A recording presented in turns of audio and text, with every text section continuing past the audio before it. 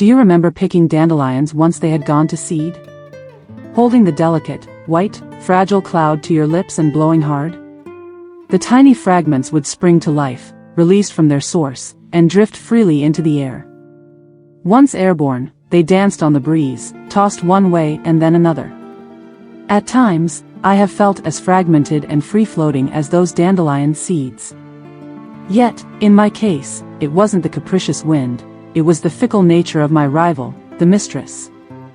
Life, whether grounded or weightless, full of compromise or complexity, can often feel like a paradox. Soon after we married, my husband secured a teaching contract. But at the last moment, he changed his mind, saying that a classroom's confinement wasn't for him. He's an outdoor man, independent by nature. Before this, I had assured him that I didn't care where we lived or what we lived in, so long as he was happy, his happiness would be my own.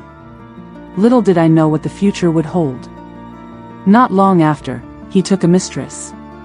Everyone knew. Everyone except me. The signs were there, yet, being young and confident in his love, I was the last to realize. The last to know?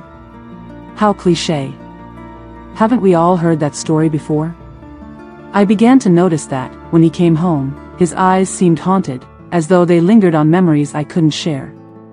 Our familiar world became unrecognizable to him, foreign, alien. It always took him time to reorient himself to me. When enough time had passed, his gaze would soften, and I'd know he had returned to reality. Only then would I have his full attention. The strange, unfamiliar look would vanish. But soon enough, she would call, and he would leave me again. I always got him back, though, only when she was finished with him. After he'd been with her, I could smell her distinctive scent on him. It clung to his hair, his clothes, everywhere. Her fragrance was unique, unforgettable. Unlike mine. My scent is a blend of ferns, wildflowers, and earthy fjords, a perfume called diamonds in the snow. Hers? I don't know its name. When I saw the longing in his eyes, the unmistakable pull that meant she had called, I pretended not to care. You've heard about men like this, men torn between two loves, caught with a divided heart. Let me try to describe his other love, my competition. It's no easy task, as describing her is like describing a sunset, a rose, moonlight, or even a tree. Words, no matter how vivid, will always fall short. She is stunning. Flawless. Perfect. A changeling, always transforming, never the same twice. Her kind has entranced men for generations. She's thrilling, yet she can also be calm and tranquil. Her voice is unforgettable, you don't just hear it, you feel it. It pulses in your veins, settles in your limbs, and etches itself into the deepest corners of your mind. Her voice can soothe you to sleep, lull you into a false sense of safety, or strike with the fury of a storm. Her scent? An intoxicating mix of life and passion, spiked with a hint of mystery that makes her all the more alluring. Her touch electrifies every nerve, seeping into your pores, coursing through your very bloodstream. How can I compete with that? Am I flawless? No. Perfect? Not even close. I could list all my faults, but what would be the point? Let's just say I'm a woman who's far from perfect. Could I ever be as exciting as she is?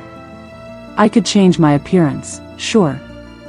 I could cut my hair, perm it, dye it, or wear a different outfit every day, but in the end, it's still me. My rival will always be the more exciting one. I know I can't measure up, never could. So, I simply go on, taking my share of him. In some ways, I have more. I bore his children.